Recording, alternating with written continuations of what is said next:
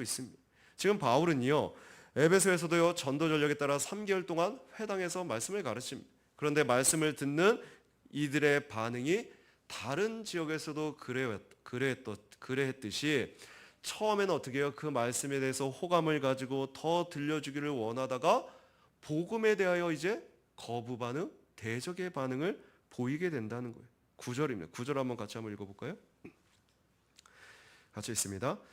어떤 사람들은 마음이 굳어 순종하지 않고 무리 앞에서 이 돌을 비방하거늘 바울이 그들을 떠나 제자들을 따로 세우고 두란노 선에서 날마다 강론하니라. 자, 지금 9절에서 나타나는 비방하고 그저 말씀을 대적하는, 복음을 대적하는 이들의 반응은 사실은 뭐예요? 예수님께서 비유로 말씀하셨던 씨 뿌리는 비유에서 어떤 상태? 길가의 마음의 상태와 같은 거예요. 즉 말씀이 뿌리 내릴 새도 없이 악한 자가 와서 그 마음에 뿌려진 말씀을 즉시 빼앗아가는 땅이라는 거예요.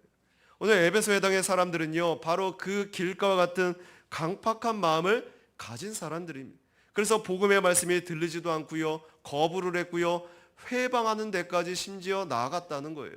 지금 그래서 그들의 거부 반응은 집요했고요, 두 단계를 거쳐서 그 집요함을 드러냅니다.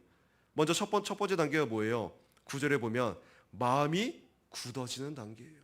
그래서 종종 말씀드리잖아요. 우리가 우리 교회 안에서 그걸 눈에 봐왔고 경험했지만은 그냥 하루아침에 비방하고 대적하고 떠나가는 것이 아니라 첫 시작의 단계가 어디서부터 시작된다? 마음이 완악해지는, 마음이 딱딱해지는, 굳어지는 단계에서 시작이라는 거예요. 그러니까 내가 말씀이 들려지는 그 자리에 말씀이 선포되어지고 있는데 또한 가르침이 행해지는 자리에 내 마음이 굳어지고 딱딱해지면 어떤 반응이 나올까요? 말씀이 안 들려요. 들리지가 않아요. 당연히 말씀의 씨는 부드러운 옥토에 좋은 땅에 심겨줘야 되는데 부드러운 마음에 들어가야 되는데 딱딱한데 어떻게 그 씨가, 말씀의 씨가 심겨질 수 있겠냐는 거예요. 그러니까 마음이 굳어졌다는 것은 이미 뭐예요? 지금 경고등이 켜진 거예요. 쉽게 얘기하면.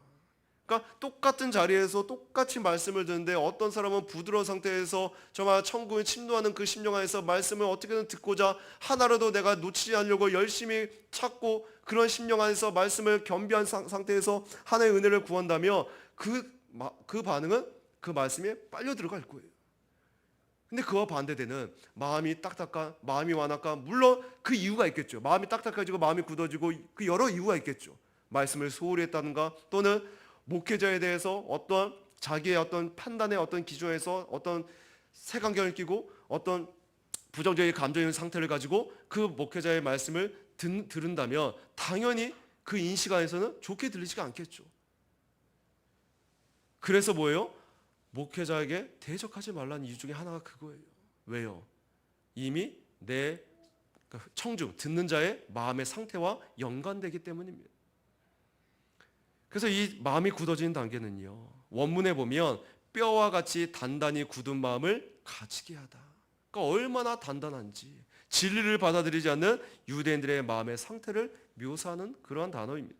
지금 유대인들은요, 마치 빛을 보지 않기 위해서 눈을 감는 것 같이 복음을 그들 스스로 거부했다는 거예요. 이러한 그들의 다친 마음은 불순종의 원인이 되었습니다. 특히 순종하지 않고 이 말을 통해서 이들이 이미 마음으로 믿지 않고 거부하는 태도를 가졌다는 것을 보여준다는 거예요.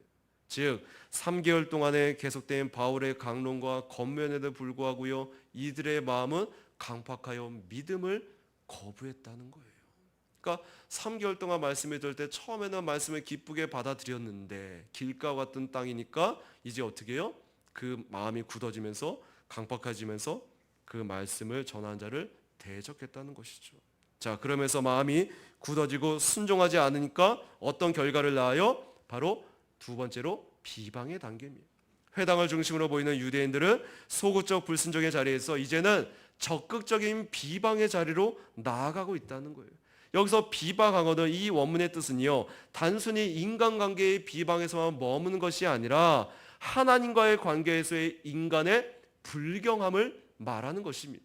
자, 그러니까 그들은요, 눈에 보이는 바울과 바울이 전한 복음에 대해서 비방했지만 사실은 누구에 대한 비방이었다? 적극적으로 누구를 비방했다? 하나님을 비방한 것과 같다는 거예요. 불경스러운 죄악이죠. 그것을 서스럼없이 적극적으로 그들이 지금 대적하며 있었다는 거예요. 놀랍죠? 그 과정들을 지켜보면. 그리고 또 놀랍죠? 왜요? 지금 바울에게만 있었던 이러한 일들이 아니라 오늘날 하나님의 말씀이 진리가 선포되는 이 자리에 우리 교회 안에서도 우리가 눈으로 봤고 경험하고 있기 때문에, 그래서 하나님의 말씀은 거짓이 아니구나, 하나님의 말씀은 2000년 전에 어떤 사건으로서만 끝난 게 아니구나, 그것을 우리는 실감하고 있습니다.